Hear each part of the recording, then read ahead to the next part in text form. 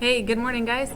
Miss Adair here from Kenai Middle School. Today I'm going to bring you to random places throughout the school, just, in case you're missing it. So 7th grade hallway back here. And then let's read chapter 18. Remember that they had just finished, Leo and Stargirl had just finished going out to the enchanted place out in the desert, and Leo was able to somewhat erase himself, but mostly he became one with Cinnamon the rat, and just how kind of relaxing that was for him, and how neat that was, and how much he's starting to really appreciate those experiences with Stargirl out there. So here we go, chapter 18. There you go. Oh wait, Mr. V's coming, maybe. Hey, Mr. Felkley, you want to say hello to my reading class real quick? Just recording. Are you? Oh, okay. Yeah. Hello. Yeah. Yeah. All right, here's chapter 18. We were alone. We were the only ones in school. At least that's how it seemed in the following days. As I went around my day, I felt her going about hers. I sensed her movement, her presence in the distant parts of the building. Walking the halls between classes, I didn't have to see her, I just knew she was there. Unseen in the mob, heading my way, about to turn a corner, 5 classroom doors down. I homed in on the beacon of her smile. As we approached each other, the noise of the students around us melted away, and we were utterly alone, passing, smiling, holding each other's eyes, floors and walls gone, 2 people in the universe of space and stars. And then, one day I began to discover that we were more alone than I had dreamed. It was a Thursday. Normally, on that day after 3rd period, Stargirl and I would pass each other on the 2nd floor around the teacher's lounge. We would smile and say hi and continue on our way to our separate classes.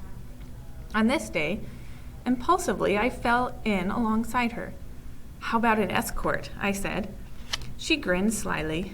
"Anyone in mind?" We touched little fingers and walked on. Her next class was on the 1st floor, so we went down the nearest stairway. We were walking side by side, and that's when I noticed. No one spoke to us. No one nodded to us. No one smiled at us. No one looked at us. A crowded stairway, and no shoulder, no sleeve even brushed us. Students climbing the steps veered to the railing or wall. Except Stargirl jabbering in my ear, the usual raucous chatter was absent. Mostly what I noticed were the eyes, faces, turned up from the steps below, but the eyes never connected with us. They went right on through us as if they were gamma rays, or they nipped our ears and rattled off among the walls and other eyes. I had an urge to look down at myself and to make sure that I was there. At lunch, I said to Kevin, "Nobody looks at me." Kevin was staring at his sandwich. "Kevin," I snapped, "now you're doing it." He came up laughing and looked at me square in the eyes. Sorry. Usually there were others at the table, and today there was only us. I leaned across my lunch. "Kevin, what's going on?" He looked off and then back to me. "I was wondering when you'd notice, kinda hoping you wouldn't." "Notice what?" He stalled by taking a bite of tuna salad sandwich. He took his time chewing, and he drank orangeade from a straw. "First of all, it's not you." I pulled back. I held out my hands. "It's not me. What's that supposed to mean?" I sat there blinking, staring at him. "Stargirl?" He nodded. "Okay," I said. "So?" He stared at me some more, chewed and swallowed and sipped, looked away and then looked back. "They're not talking to her." The words didn't stick. "What do you mean? Who's they?" He cocked his head and at the sea of tables and eaters. "Them." "Who them?" I said, too unhinged to laugh at my grammar.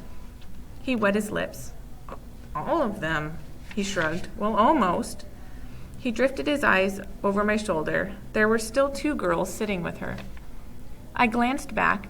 At the height of Stargirl's popularity, kids had been pulling chairs from other tables to squeeze around hers. Now it was just Stargirl, Dory Dilson, and a 9th grader. "So," I said, "exactly what's going on?" He sipped from his straw. The silent treatment is what's going on. Nobody's talking to her. It still wasn't sticking. What do you mean nobody's talking to her? What, did everybody have a meeting in the gym and just vote on it? Well, it wasn't that official. It just happened, and it got up steam. I gaped at him. When? How did it start? Why? I was beginning to screech. I don't know exactly. After the basketball stuff, I guess. I really ticked off a lot of people. The basketball stuff. He nodded. The basketball stuff, I repeated dumbly. He put down his sandwich. Leo, don't act like you don't know what I'm talking about. Cheering for the other team? What do you think people thought that was cute? It was her, Kevin. It was harmless. Weird maybe, but harmless. It was her. He nodded slowly. Yeah, well, I guess that's what I'm saying. It's not just one thing she did. It's everything. Don't tell me you never noticed. Remember a certain tomato? Kevin, a couple of months ago, everybody stood and cheered in the auditorium when she won the oratorical contest. Hey, he gestured defensively, tell them. One person threw a tomato. One. Kevin snickered. Yeah, and 1,000 people wanted to. Did you notice the cheers when it happened? People blame her. They blame her for our team losing, for our undefeated season going down the toilet. I wasn't sure Kevin was talking about them. Kevin, I felt myself pleading. She was only a cheerleader. Leo, he was pointing. You asked me what was going on, and I told you. He stood up and took his tray to the belt. I stared at his empty chair until he returned. Kevin, the happy birthday songs, the Valentine cards, all the nice things she does for people, doesn't that count for something? The bell rang. He got up and gathered his books and shrugged. I guess not. For the rest of the day and the next, I grew increasingly paranoid. Walking with her in and around the school, I was intensely aware that the nature of our aloneness had changed. It was no longer a cozy tunnel of love, sweetness, but a chilling isolation. We never had to veer, never had to make way for someone else. Everyone made way for us. Hallway crowds fell away from us, except for Hillary Kimball. Whenever we passed her, she tilted toward us with a gloating smirk on her face. As for Stargirl, she didn't seem to notice. She jabbered constantly in my ear, and while I smiled and nodded to her, frost formed on the back of my neck. So that's the end of chapter 18. And Leo is starting to be really paranoid and really self-conscious about the silent treatment that he's getting from everybody at school. And so we're going to see if Leo's able to continue his love-struck ways with Stargirl, or if he's going to have to kind of make a choice. Thanks, guys. See you next chapter.